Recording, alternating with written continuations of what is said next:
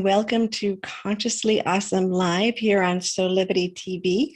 I am your host, Sheila Applegate, and I have dedicated my life to living from a space of conscious oneness on earth, integrating my higher levels of consciousness and communication with the non-physical into my daily life, so that I can find joy and wonder in relationships and my work and nature, everything I do, even the littlest moments, even the angry and the sad moments. And the reason that I wanted to start Consciously Awesome Live is because I've always had a passion of sharing this with others and wanting to help other people who are interested to connect with the divine and bring that into their life more fully, for the opportunity to live in the flow and to experience the wonder of life in every moment. So that's what this is about. Today is going to be a show that was not expected, and yet divinely planned and expected. So today we were supposed to have my dear friend Sandra Fish, who many of you may know from Sense8. She played the bad mom. She played Nomi's mom. And she's a beautiful soul. But she was scheduled to be on the show with us today. And we were going to talk about always choosing love over fear. She will be here in a couple of weeks. But what happened is last week she contacted me and she said, Sheila, you're not going to believe this, but I was meant to have a vaccine today and they canceled my appointment because, well, they didn't say why they canceled. Oh, well, because they didn't have the supplies. And I had known from, watching the news and what was going on in the country with the snowstorm, that some of the supply had not been able to be transported. So I was like, well, that's interesting. And she said, if it falls on the show, I have to go to the vaccine. I am so sorry. And I was like, okay, but I was thinking, what are the chances that they're going to reschedule it next week on Wednesday when we're going live for a show? So guess what? They scheduled it for today. And when she let me know that a couple days ago, I thought, what am I doing with this show? And how do I want to spend our time with you this week? And my heart knew all along, I think, but I was resisting it because it feels vulnerable. And so knowing the synchronicities and always realizing that when things like that happen, it's time to tune in and notice what's going on. And with that in mind, I did that. I just sort of sat with it and thought, what are we meant to do? And it kept coming back to the same thing. I want to talk about grief during COVID. And I've really wanted to talk about this to all of you, to the world, to share my experience with people and to help guide people through this time. But I've been afraid. And I'm afraid because I'm going to share with you the personal story. And as you can see, I'm probably going to cry. So I've made a decision that this is important, this is meant to be, and this is guided by the divine. And my heart wants it so bad, and I don't mind when other people cry. So I'm going to give myself permission to cry in front of all of you if that's what needs to happen, because I want you to, it's just one story. And it's not everyone's, but I think there's going to be value in it for everyone. And then I'm going to move from my story on to maybe some things that are more collective, how we can help each other and what we're experiencing collectively with grief as we move through this year and the pandemic. Okay, so let's start with my story.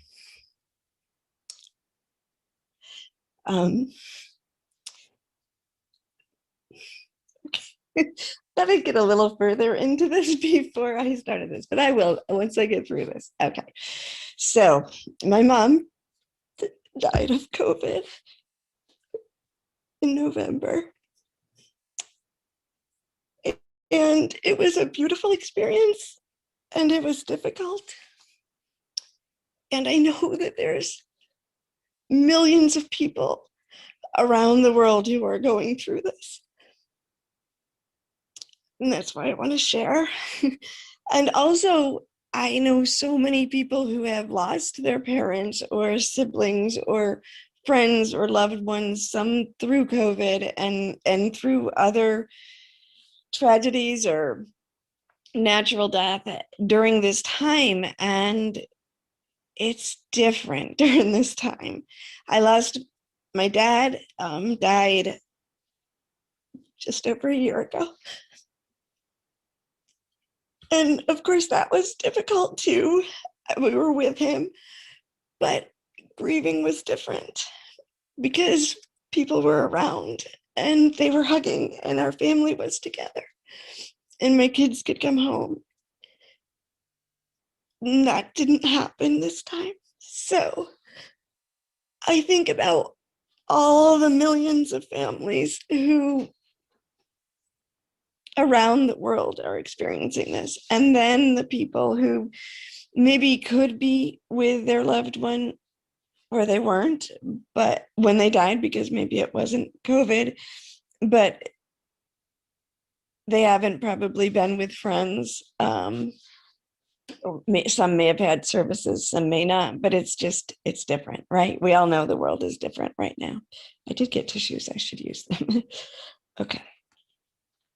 So, all right, there we go. Now, here's my story with my mom and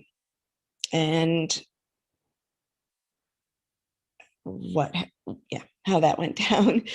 So my mom was in the late stages of dementia and she was in a nursing home. And my dad had just died of Alzheimer's in the same nursing home. So we were very close to the people at the nursing home and the residents and the staff. And last March, I was scheduled to go to California to work and play, see Sandra. And just that was in March, and that's when everything shut down. But in the last week of February last year was the last time I saw my mom.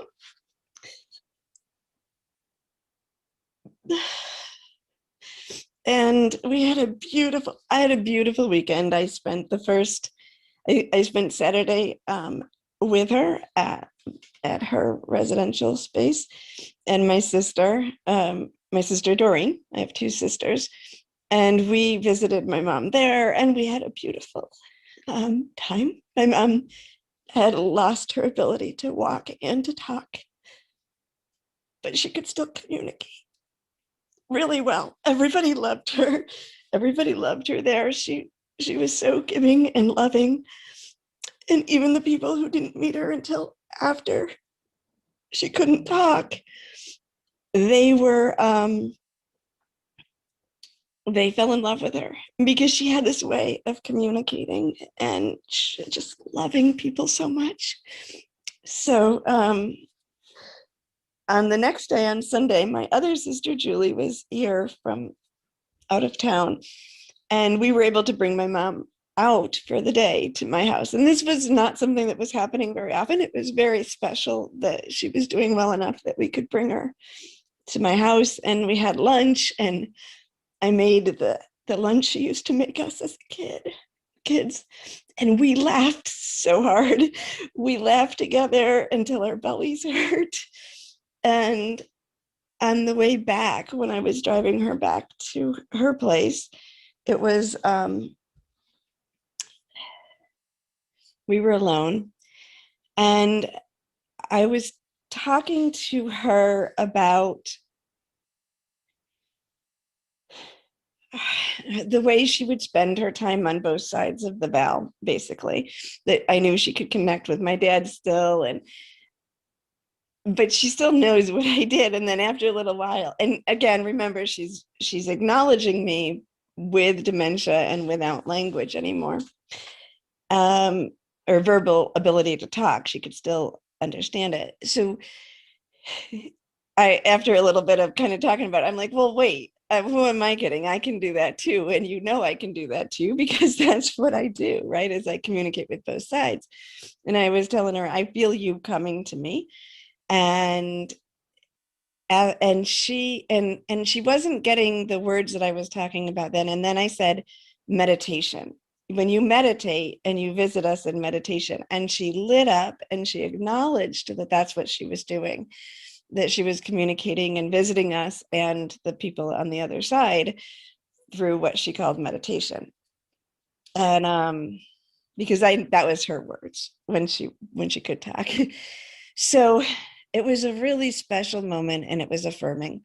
And there was a part of me that really did think that that was the last day that I would be with her, because over the years I had always imagined that I could see myself with my dad at the end. And we were all right there with him, holding him, but I could never picture myself with my mom. So at the end of her life. And so I assumed that meant she was either going to die in her sleep, or I was going to be traveling at the time, because those were the only two things I could imagine that would keep me away. And so in a way, I said goodbye. I was prepared for that to be the last day. But then over the next few days, everything erupted, and New York was hit with COVID, and we had to cancel the plane, the trip, and my mom's residential space went in lockdown, I guess. Like, we weren't allowed to visit. And at that point, I was like, okay. But I thought, well, we're talking a couple of weeks, right? Not a year. It wasn't quite a year before she died. So over time, I was like, okay, well, this is what's happening now. We were able to speak with her over video chat. She couldn't speak to us, and we were watching her decline. And the staff was working so hard for everyone and being so great to the residents. And eventually they worked out for us to see them through windows, big, thick windows. And we would talk on the phone, and we could see them a few feet away. And we did that several times with her. She didn't quite understand why we were out, especially if it was raining, or why we were outside and not coming in. But we were able to do that. And we even made it to her 80th birthday, which we celebrated through a window with her. And then a couple weeks later, maybe not even a couple weeks, maybe a week or two later, we got a call that she was not eating, and she was sleeping a lot, and her personality, or she just wasn't the same. Something was wrong. And she was on comfort care at that point, so there wasn't a lot of intrusive checking. They did find out she had a bladder infection, and so they were able to treat her for that. And then the symptoms, she stopped eating. I think she kind of rallied for a day or two, and then she stopped eating again, and she was sleeping all the time. And they were testing people twice a week, at least, at that point there. The residents, I think the staff were getting tested even more. And she was testing negative for COVID. So they figured it was the end of the life, and her doctor called and talked to me about it. And at that point, they explained to me that we were able to come and be with her at the end of life, and that we hadn't gotten confirmed until that moment. And so there was this joy, not that she was going to cross, but that if she did, we would be able to be there with her. And then it was only a few days later that I got a call at 10 o'clock at night from them. And that's never good when they call that late at night. So I answered the phone, and I guess I was thinking at that point that I would be told that she was declining and that we were going to set up to go in and see her. But instead I got the call that she had COVID. And I just started crying because I knew she wasn't going to make it through, and any hope of seeing her again was gone. And I felt so bad for the staff member who was calling and telling me this, because she had to call I don't know how many. My mom was the first on the floor, so I don't know how many she had to call at that point, but she would go on to having to call a lot of families to tell them this. And my vanity is like making me see my face and saying, do I want to do this? All right, back to this. So she, deep breath. So I cried hysterically on the call because I knew at that point, I was sure at that point that that was going to be the end and that I wouldn't be able to see her. And then I called my siblings, and I guess I think we posted it on Facebook, and that's how my cousin knew. My second cousin said that she her good friend was a nurse on the unit that my mom was going to be in, on the COVID unit there, and that she would contact her. And that was a godsend for us. That it was like an angel on earth, because we had a contact and we had somebody who knew us, at least knew the story of my mom. And so she was beautiful, and we were so grateful, and we still are so grateful. All of the nurses there were wonderful, but overstressed, because that was the point when everything exploded in the nursing home and a lot of people got infected. After months and months of them working so hard as staff to keep this at bay. So anyway, it was about 10 more days of being with her in spirit. We did get a couple video calls with her, very short, and she was obviously not very responsive, but we were able to say what we wanted to say to some degree. And I was able to write down in the language using meditation, like I had worked out with my mom the last time I saw her in person. And that was our code throughout the whole thing. We're meditating with you. We're seeing you in meditation. So I gave the nurse a writing of our names to repeat, and that we were seeing her in meditation and all the important things. And so fortunately she kept that, and she would read it to my mom. And what happened during those few days, up and down, stress, a whole bunch of emotions, but a beautiful thing was happening. And that was that I was in meditation with her, and I did see her, and I did feel her. And my sisters were having their own experiences. Of course, we couldn't be together either because of COVID. And this was coming right up onto Thanksgiving and Christmas. And that's when everything really got bad around here again. And the chaos, people wanting to have Thanksgiving and Christmas, and people trying to quarantine. So all of those emotions were going on. And during this, my mom came to me. I would just be, we mostly just sat vigil, and I was mostly in meditation with her. And then sometimes I would get up and say I was going to go, run an errand or do something. And then I'd have to like sit right back down because suddenly she was with me.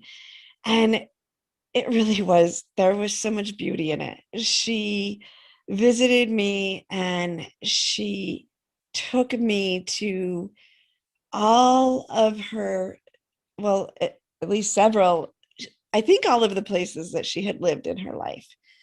And she took me through her childhood home, which I had some memory of from when I was younger and my grandparents living there. But I got to see it as it was when she was a child. And we went through every single room, and we went down in the basement where her dad, my grandpa, used to do woodworking. And she showed me her going down there with him throughout the different times of her life and talking with her dad. And she showed me her college life and being with her college friends. And it was so vivid and such a cool experience. And then she showed me her first job, her first house, everything, and back to the house I grew up in, and in how it looked when they moved in before I was born. And it was just this incredible journey that she took me on. And I was right there with her. And I really believe that is something that someone does, their souls do as they cross over.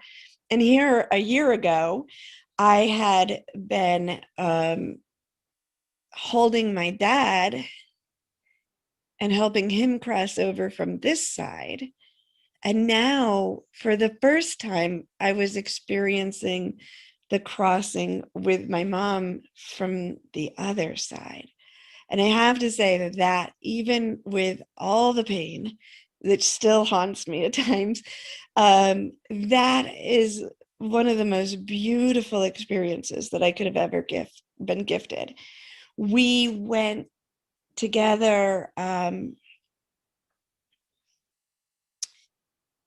started to see people visiting her. So I saw all her relatives, which of course were my relatives, my great uncles and grandparents, people that I, was just had vivid memories of and was excited to see. And then people I kind of almost had to be reintroduced to, all coming into that room with her. She was not alone.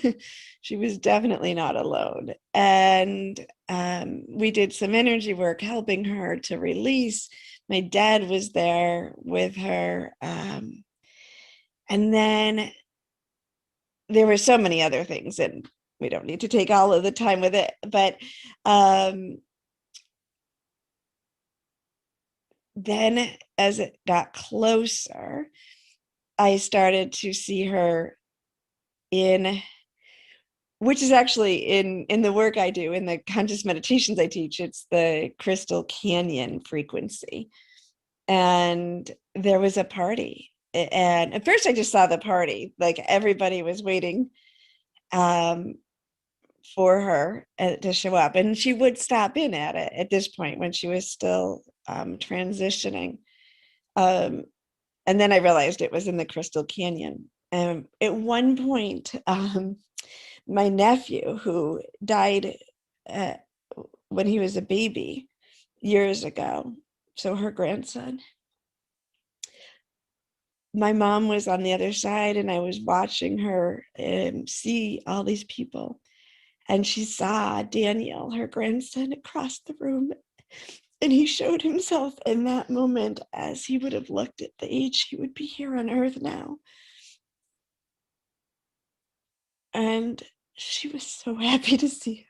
It was so beautiful. It was really beautiful to watch that. And this is all woven into life here, trying to grieve away from someone, being in transition, but not being there, which people have all experienced, being in COVID and all through this. And then it was almost 2 weeks, and there was a chance that if she made it to 2 weeks, that she wouldn't be contagious if they found her not to be contagious anymore, because she really wasn't getting too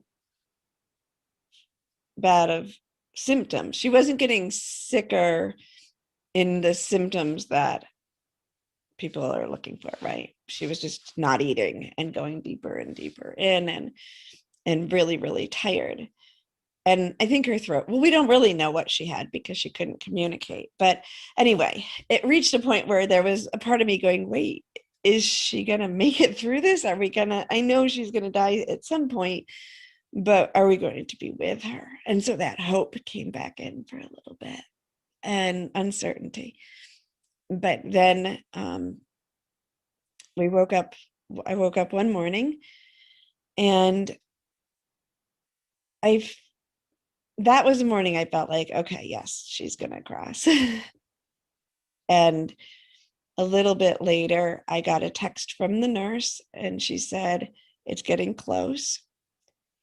And that's when I was, I think that maybe that was when I was like, okay, now it's, but then I looked down a little bit later and I saw it's time, it's happening.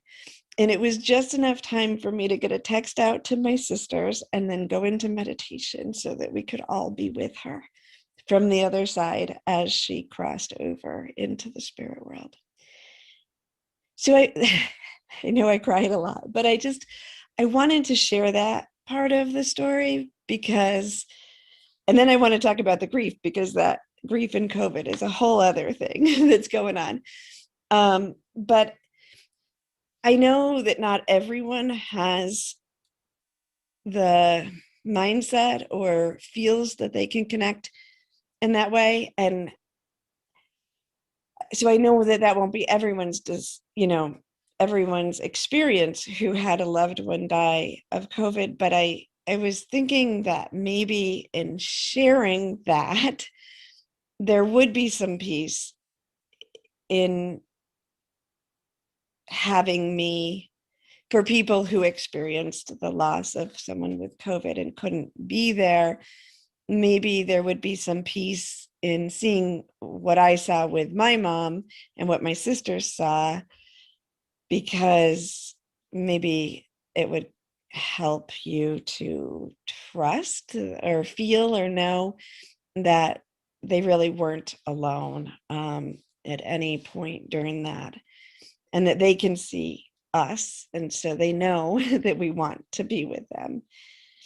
At least that's my belief and my experience. So I thought that sharing that could be helpful for people. That it was why I wanted to share that part with you. And we're going to go for a break now. And when we get back, I want to talk about the grief, the experience of grief during COVID, and the experience we're all having. We'll be right back. Solivity Magazine and Beyond Words Publishing is pleased to announce its latest charitable partner, the National Museum of African American History and Culture. We ask you to join us in supporting this national treasure of memories and truth to stay alive for generations to come.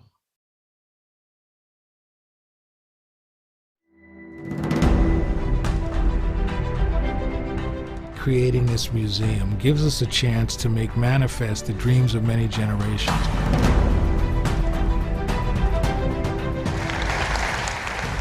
We call the lost dream back.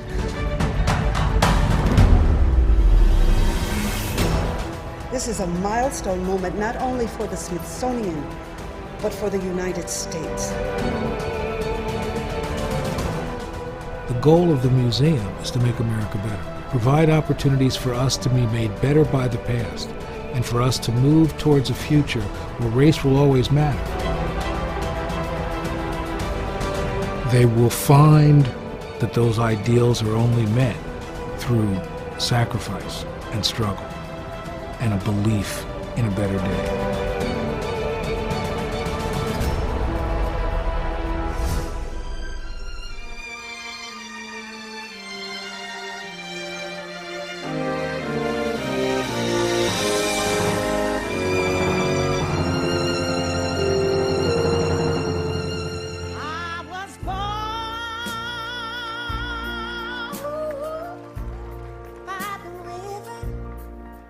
This place is more than a building. It is a dream come true. History, despite its wrenching pain, cannot be unlived. And by knowing this other story, we better understand ourselves and each other. I, too, am American. We ask you to join us in supporting this national treasure of memories and truth to stay alive for generations to come. Okay, welcome back, everyone. Now this part of it will be a little bit easier for me, I think. Thank you for holding space for me to share that with you, and for honoring my my vulnerability, I suppose. I do try to be authentic in every moment, and I hope that that is how you received it, and that it did bring some understanding for others. But let's move on. What I want to talk about now is what happened after my mom died, because, and this is something that even more people are experiencing probably, because so many people have died during this time, not even because of COVID, but under these circumstances where it changes a lot of how we grieve as a community with each other, as loved ones, how we support each other. And one of the things is we have not done a service yet. We scheduled it for June, thinking that it would be clear by June, but it's going to be in August now. And so there's this uncertainty. And I know some people are having funerals and some people are doing something small and then later, but a lot of people are holding off. And without that ritual of some sort, that coming together, that support, it leaves people in limbo in the grieving process a little bit. And another thing that I noticed is that I didn't know how to be supported, and people said that they didn't know how to support us. So I guess I wanted to take a minute for those of us who have someone we care about who loses a loved one during this time, whether it's through COVID or something else, who aren't going to do the traditional funerals or can't for quarantine reasons. Here's some of the things that helped me. I'm going to start with some of the things that we did that were helpful, that we found were helpful. For me, talking about it, sharing pictures and talking about my mom, memories, that's something that we usually do right after someone dies. And that was a big emptiness at first. But then some people did pick up on it, and I had a couple. One of the things that was so comforting was when one of my friends had remembered that my mom had Marco Polo'd her once a few years ago, and she was trying to search for the video. And when she asked me how to do it, then I remembered we had a whole bunch of my mom's Marco Polos and my dad's. And so looking and finding those was such a gift, and sharing back and forth. Other friends started sending pictures of when we were young, and even just memories of our childhood together was so helpful to just be able to be in that space. My sister Doreen had the wherewithal to create a memorial group on Facebook. It's private for people that knew my mom or knew us, that we wanted to invite into it. There's a lot of people in there. But the beautiful thing about that was then we had a place to share. We could share pictures and memories, and people would respond to us, and they would share memories, and we would get to hear that. So creating that was incredible for us, and I highly recommend it if you're in that situation, if you're a Facebook user. But finding some sort of venue where you can share with people is essential right now, I think. um, Finding ways to harness that into some sort of creativity. My sister, Doreen, again, she makes life albums, and she had for my parents made from their childhood. I got all the pictures together and did a book, one of the online books, to preserve everything, and then you can print it out. And so she was working on pictures, and she was very focused on finding pictures and sharing them, and working on creating books along with the Facebook group. My sister Julie's an artist, and she created, I don't know if I'm doing this good, but my mom loved angels, and so she painted one of these angels for my sister and I, so that we could have that as a memory from her. I'm a writer, so I was writing, and I did share with, I did kind of do what I did earlier a little bit. I think I actually did better earlier on. I must have been with my community of Consciously Awesome alumni, because that, to me, helping others is healing to me.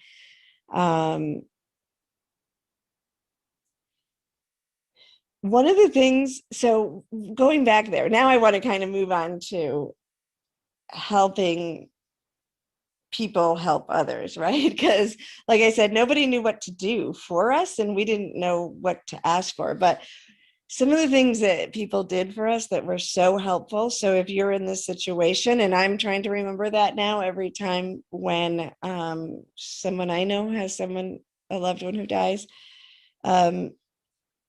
even though we weren't all gathered together. A lot of times people bring meals, right? When someone dies, you bring meals to the house where the family's gathering, but our family wasn't gathering. We were in all different places. So I think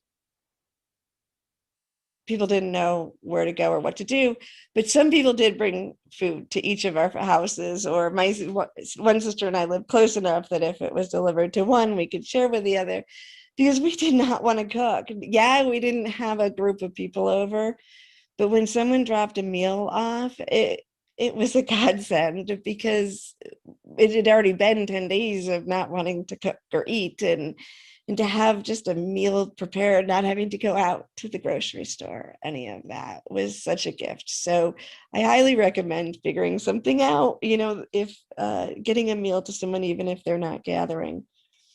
Flowers, we had asked for not to have, instead of flowers, we asked for donations to the nursing home, because at this point we were also grieving many of the residents, and we were feeling pain for the staff that we came to love, and what they were going through, trying to get through, because it, like I said, it got rough there after my mom got it. She was on the early end. It's clear, good now, and actually people are getting to see their families now. So that's good, exciting for them. But donations made to that that we had asked for the staff and residents there meant a lot to us as well. We also kind of put our time into taking care packages up to the staff that cared for her. That was one of the ways we helped to heal ourselves too. But the flowers, in the early days, a bouquet of flowers came from my friend, and it just sat on the table, and it was so comforting, because it's also surreal when you're not there with them. And it was just sort of an anchor into this world that, yes, this is happening, and you're loved, and you're moving through this, and it's okay to be gentle on yourself. So flowers did mean a lot to me. I mean, people did a lot of things, and I'm not going to name everything because I just can't. But I just wanted to give people ideas in case you want to help others through this time as well. Cards mean a lot, and some people gave gifts that were symbols of love or connection to spirit, or something that reminded them of my mom. And in fact, I even just got a gift recently from someone. She said, I got this a long time ago and I didn't get it to you, I'm so sorry, but we had just seen each other, and so she gave it to me. And it was perfect. I said, even months later, because it's not closure yet. So anytime I get a card, even now, months later, or someone recognizes it, it's comforting, because this has been extended in a way that isn't as usual. I mean, it would always be comforting, but it just means a lot. So if you know someone who lost a loved one and time passed and you didn't get to do anything for them yet, I say, if your heart says it, go ahead and do it for them, because in this time especially, it will still mean a lot to them. Somebody gave, a dear friend gave me, and her mom had recently died, and she gave me this shawl. It's called a sharing, no, a giving shawl, and it comes with this beautiful poem, and it's really about being wrapped in a hug. It is so soft, and it's designed to the whole packaging and the wording, and it comes with a book, a bookmark that has a poem about you being embraced and loved. It has pockets for your tissues, and it felt like such a beautiful hug. It was such a gift that that's what I gave my sisters for Christmas, because I just wanted a hug, and it was such a beautiful way to be hugged during a time that we couldn't get hugs. So I think that's kind of what I had in mind. I'm trying to think if there's anything else I wanted to say about that. Just use your heart if you do have someone you want to support. And if you are in the situation of the one grieving, just understand that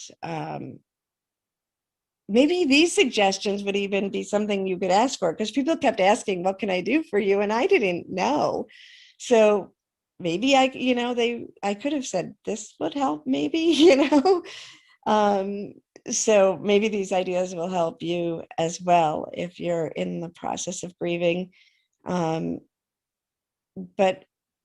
we always have to grieve, and a death doesn't go away, even the way our society, it used to be in traditional communities. Usually you took a year that you were grieving, and those rituals were put in there to support people, because it takes time. We already had taken that out of most of the cultures, or reduced it. But now there's a sense of timelessness that is happening for the people, I believe, who are experiencing it. When you can get together with them, when things lift, make sure, I know you'll hug anyway, but give a hug, or my intention is to give a hug for the loss that they experienced, because it's still going to be there. Or if a memorial is months later or a year later, know that it's the first time they're doing it, so it's going to be raw. And just that's my intention, and I'm sharing from this side what I would like, and so I'm going to give in case that's something you want to do. But another thing I noticed, and I wanted to talk about the 5 stages of grief, and maybe how they vary during COVID time. And again, I'm only one person. I tune in, and I can feel a lot of the people around me, and I have experience with a lot of people sharing, but I'm only one perspective. So with all of this, take what feels right always, and leave what doesn't. But the 5 stages of grief are denial, anger, bargaining, and sadness or depression, and then acceptance. And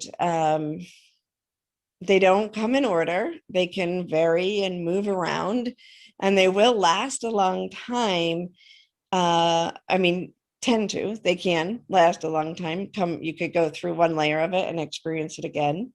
But just understanding that during this time, the surrealness of it and the intensity of it, that it may be prolonged for you, but it also might come out in different ways. Denial can take a lot of different forms, because there's like like I wasn't seeing her anyway for that year.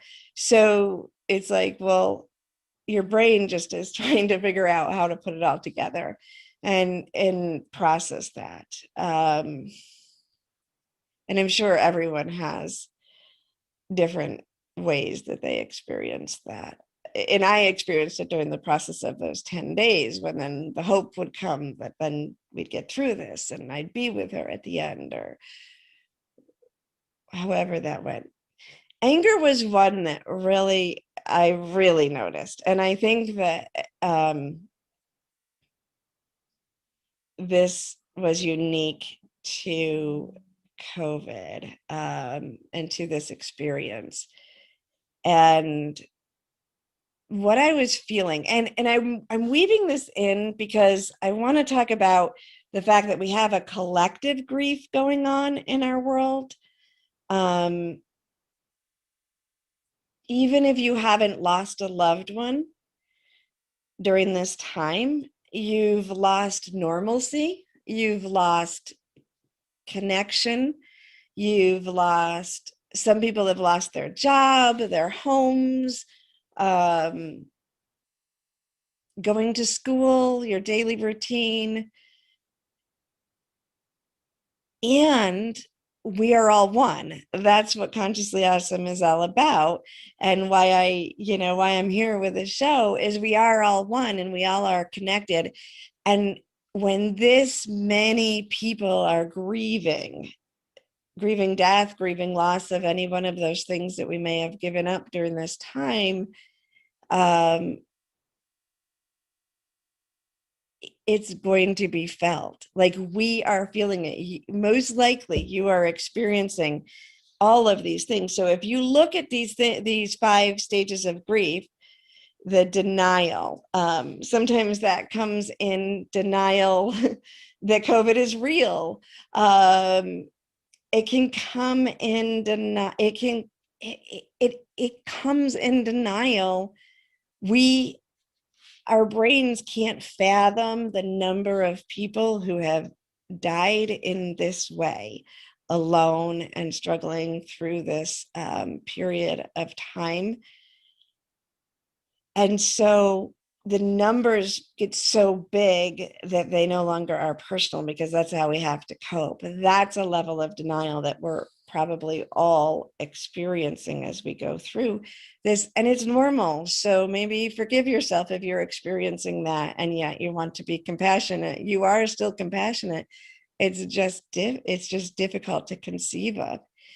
Anger definitely was different for me this time.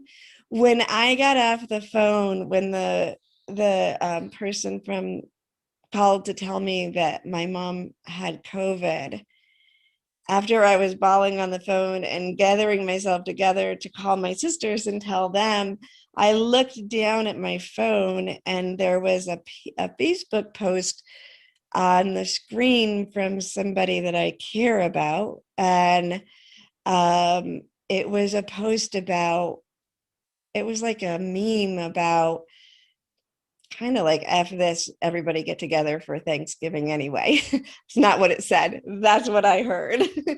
And the rage in me was so strong. And luckily it raised up so quickly. And I knew to it was just a flash, and I went and I unfollowed that person for a while because I knew that I cared about that person, and I knew that we were in two different worlds in that moment, and it was not personal. Nobody even knew, but that I wanted to live the rest of my life being able to care about that person and be friendly and comfortable with them, and that in order to do that, I had to not put myself in a position of seeing different opinions and other people's anger and pain being presented in a different way. So protecting myself in that, but also the rage and anger. I noticed a couple of weeks ago. So we're now a few months after my mom's death, and it culminated. I identified it when we realized we had to make the change in the date for my mom's memorial, and I just felt all this anger and rage, and yet it wasn't directed at my sisters or anyone, even they were the ones we were trying to navigate the decision through, but I couldn't even talk to them because I was so angry. And that's when at some point I just went to the computer and wrote down I just wrote, I'm angry because, I'm angry this, and I just made a whole list. And it wasn't at one person at all. There was no one person I was angry at. It was the situation, it was the life, it was all of these things. It was that I hadn't seen my sister yet, that I hadn't seen my son yet since the death of my mom because of COVID. It was, all these different things, and then I sent that to my sisters, and they said yes, that like it healed them to hear it because they felt all the same things, and then they added a couple other things. And I had noticed that I had been just getting angry like for a few weeks before that, just randomly and inappropriately, and luckily I wasn't doing anything with that anger, and I knew it wasn't attached, but it was the very reason that it was not going away because I didn't have anything to attach it to. I guess it was just this generalized anger. And I think we all have that, whether we lost someone or not during this time, because this is not a fun situation in a lot of ways, even though metaphysically on a higher level, I can see where this whole situation could be leading to healing of the world and evolution of our humanity.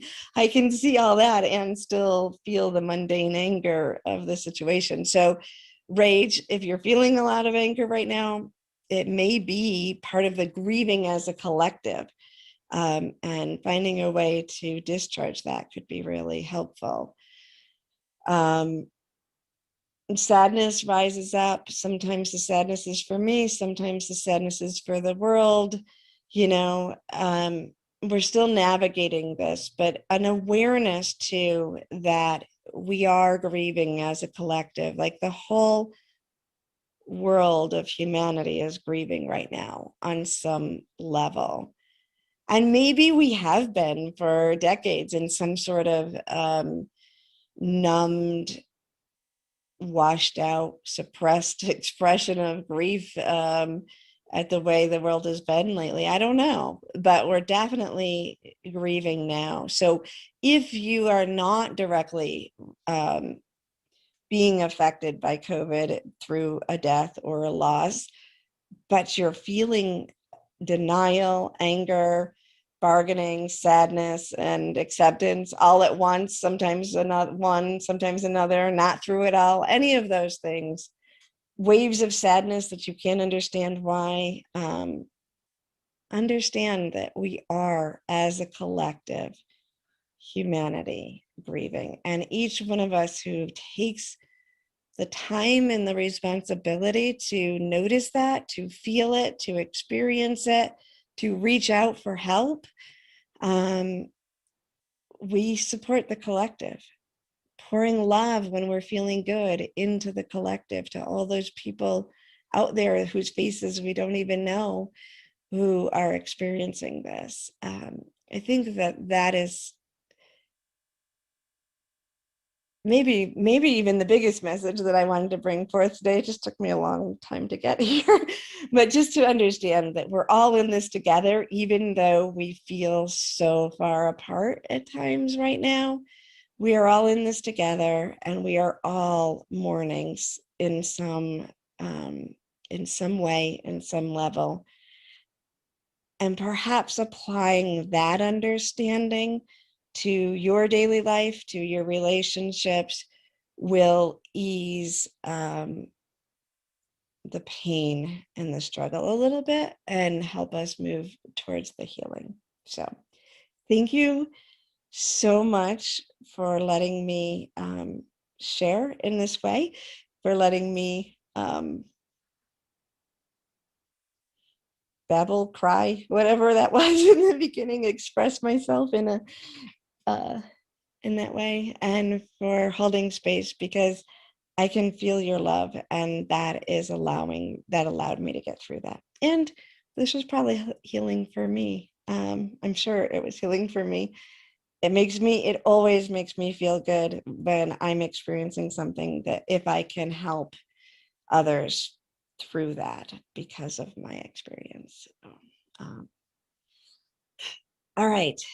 Thank you for being here. Thank you to Brian Johnson for producing this show and creating Solivity platform in the first place, in the present, and for letting me be a part of this family. Thank you to all of you as you move through your day, and to everyone who has supported me personally during this time. And I hope to see you next week here. Next week, I will have Chantel Upson, who is also a conscious life coach, and she will be here to talk with me about conscious parenting and how ideas and tips and struggles and stories about parenting from a space of higher consciousness. Have a beautiful week. Remember to check out all the other shows on Solivity, and don't forget to check out Higher Health Now, the new show here on Solivity TV, coming up on Thursday. Have a beautiful day, and thank you.